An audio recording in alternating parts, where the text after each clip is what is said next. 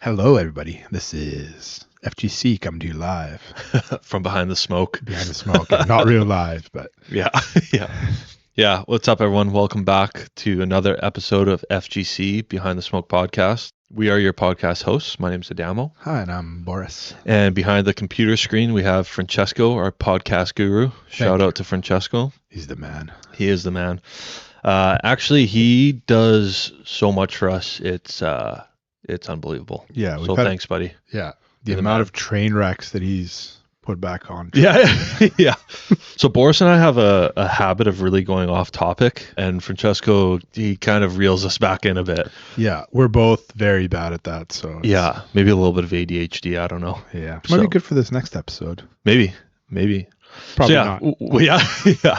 So welcome back, everyone. So on today's episode, Boris and I are just going to talk about maybe just a couple things that we think could be big red flags or could really easily disqualify you from a hiring process. Yeah. So if you're going through a hiring process right now or thinking about going through a process, you don't want to learn things the hard way. We spoke about it before. If you make a mistake halfway through a process, you could potentially have to wait a year, maybe more, to redo it. You could be blacklisted. All these bad things could happen just from not knowing what not to do. Yeah, exactly. And I think like some of the stuff that we'll probably talk about are probably obvious, but maybe some people think they can get away with certain things or whatever, right? So Yeah. I don't know, what would you say, like, because you have quite a bit of experience in recruiting, like from the Army as well as from a volunteer department where you're in charge of their recruiting. What would you say is like one of the number one things where you're like, no, like that's it, you're done? Yeah, I would say number one, probably by far, would be lying. Yeah.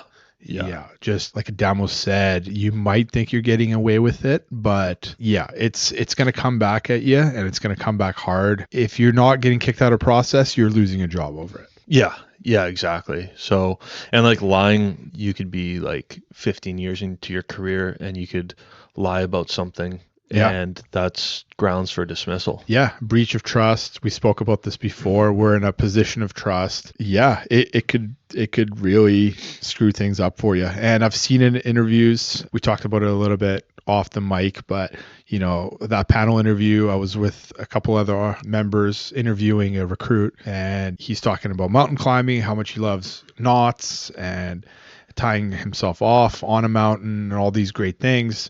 And one of the people on our panel, he was an avid mountain climber, and he wanted to relate to the recruit. And he's like, "Oh, that's awesome. Like, what's your favorite type of knot?" And the kid just froze, and he couldn't answer. He didn't know what to say because he lied about his knowledge of that skill. And the interview was over right there. Yeah, and like I don't understand why people lie about stuff like that. Like you're gonna end up getting caught, right? You're gonna get caught in a lie eventually, and it's like, okay, like yeah, obviously ropes and knots is a big part of our job, or at least a part of our job. Mhm. If you don't know it, you don't know it. It's all good, Yeah. right? You have the opportunity to learn those things, so like why lie about it? Like if you're lying to like try and sell yourself more, like it's gonna backfire.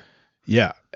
Do you think that's the top thing for you, or what's your? I'd say that's one of the top things for sure. I think Yeah. another thing for me is probably social media. Yeah. Like people posting stuff, like just dumb stuff on their social media of them, breaking the law or like, Yeah. excessive drinking or doing drugs, like stuff like that. Like, or even just like, something that they put on as a joke on their social media that could take offense to some people, right? Like, Yeah. I think you gotta clean up your social media. Like if you're trying to get on this job, like we've said before, you're in a position of trust, and people, the general public and people do definitely look up to firefighters. So you want to paint a good picture, right? Yeah. So yeah, and I'm sure there's probably quite a few people who have been turned away from hiring processes just because of their social media alone, right? Yeah, the amount of times that I've looked somebody up on social media before hiring them is almost 99.9%. Like, Yeah. you want to see what their social media footprint is, and if it's super political, like you said, not very pleasant in terms of drugs, alcohol, whatever it is, like it's tough to hire those types of people. Yeah, for sure.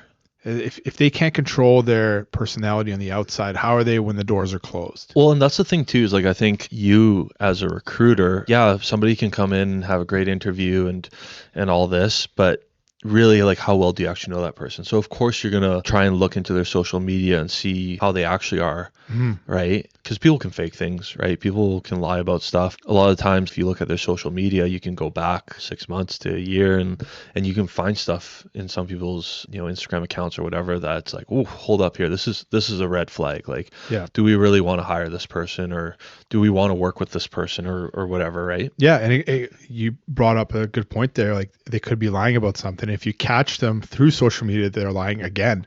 That's it. Like, it's not worth it. Clean it up. Don't lie about it. Just get rid of it, or lock it up, or make yourself presentable the same way you're going to make yourself presentable on a call. Exactly. Yeah. And for those of you listening, go through your social media, right? I mean, we've all done something dumb in our life, like whatever, right? But I think in today's age, with social media being such a big presence, right? Like, people will put things on there, thinking it's funny, or, to get likes or whatever. And, like Boris said, like, that can really backfire on you. Like, you can really shoot yourself in the foot. Yeah. And we were kind of lucky in that sense, because social media wasn't a thing until we were basically out of high school. Yeah. Right. So some of you younger listeners, like, you might have had social media throughout your life, and you might have posted some really dumb stuff when you were 13 years old. Totally. Yeah. Yeah. And just for the record, so everyone knows, Boris is actually quite a bit older than me. Do you have MySpace? Nope. No. Okay. Nope. Okay. Checks out. See, the thing is with me is I'm so bad with computer stuff that I barely even go on Facebook. You can't even do the CAPTCHA that they ask. Yeah, exactly. So so everyone's aware, I'm much younger than Boris. Better shape, better looking. Looks way older though. Looks way older. We're just messing around. So like, it's got to be tough, back on track. Right? Yeah, because like, if I think about it, I probably said some super dumb stuff when I say dumb stuff right now too, but like, currently, every time you very talk. moment,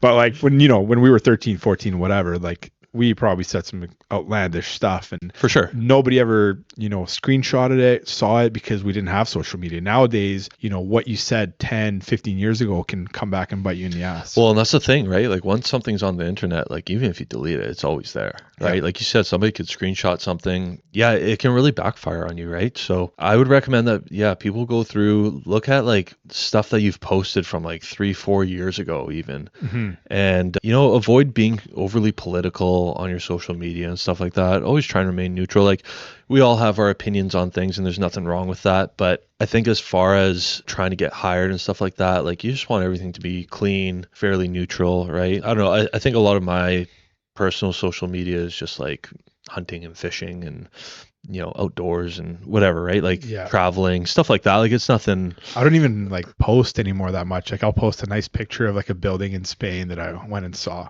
Yeah. If I really want to say something to someone, I'll just do it privately. Yeah. Yeah. Like, I don't know, like, everything, our whole lives are now on social media, and I think about like kids that are born these days, and parents put their photos up on social media, which is fine, whatever, people are proud of their kids, but like, that kid is now going to have a social media footprint from the moment for their whole life. Yeah. That's so true. It's wild to think about, right? Yeah. And like, in the first 18 years, first 10 years of their lives, they didn't make that choice to have their pictures on. Yeah. So that's a good point. I never really thought about that. So again, like, I get it.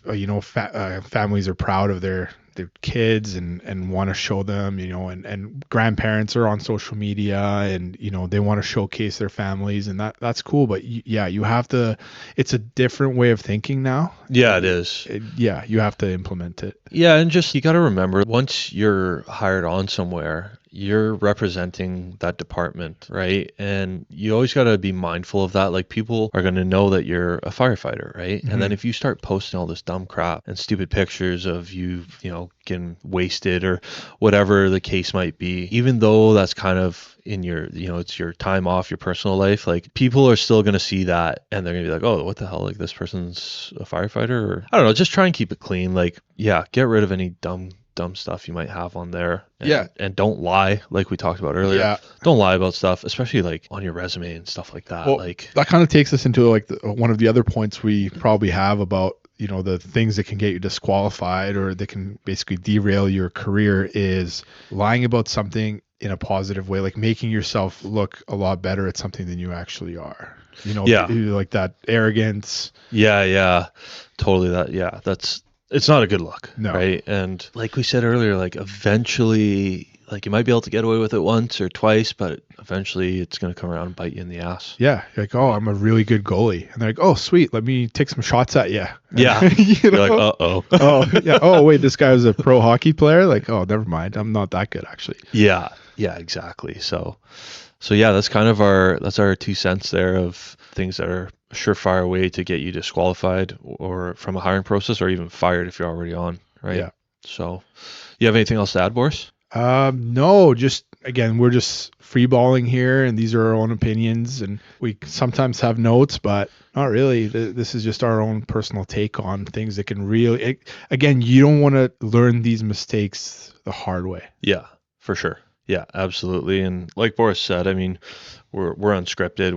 We jot down some notes of things that we kind of want to bring up, but aside from that, it's just we're just having a good time talking, and we hope that this brings a lot of value to our listeners. Yeah, a point on that too is like, because it's non-scripted, if there's any points that we didn't go into deep enough for you, or if something wasn't clear, like shoot us a message, shoot us an email, DM, whatever. We'll try to answer it another episode, or we'll bring it up in a Q&A episode. Yeah, like Boris said, like if you have any questions at all, we do have Q&A episodes kind of like what was our plan with that? Like every 3 or 4, yeah. Every 4th episode or something like that. We're going to try and do a Q&A. So they're super fun. Yeah, they are. Yeah. The last one was awesome. Yeah. We had a lot of really good questions actually that I was surprised. Yeah. Francesco, was that episode 3?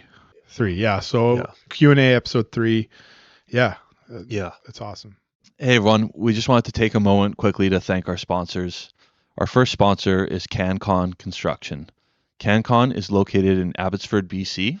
CanCon specializes in heavy machinery for construction sites, such as backhoes, excavators, and so on. If you're looking to gain experience, or if you already have experience as an equipment operator and you're looking for a new place to work, we highly suggest CanCon Construction. They're one of the best in the business, and they treat their employees like gold. So check them out. You can look at their website at canconconstruction.com. The next sponsor we'd like to thank is Strike Recovery and Performance. Strike is located in Burnaby, BC. They provide physio, chiropractor, and RMTs. I've been personally going to Strike for a few years now, so it's really awesome that they've decided to sponsor our podcast. I've gone to other chiros and physios before, and nothing compares to Strike. Their head chiropractor was actually a chiropractor for the UFC for quite a while, so they have a lot of experience dealing with professional athletes. And as firefighters, you have the potential of getting injured, and they're the people to go see. If you guys want to find us on social media, it's at Firefighters Global. And then if you want to email us, it's info@firefightersglobal.com. If you're looking for any interview coaching or any consulting to help you out with your resume or going through a hiring process, you can go to our website at firefightersglobal.com. And you can check us out there. So till next time, guys. Yeah, thanks a lot. Yeah, take care.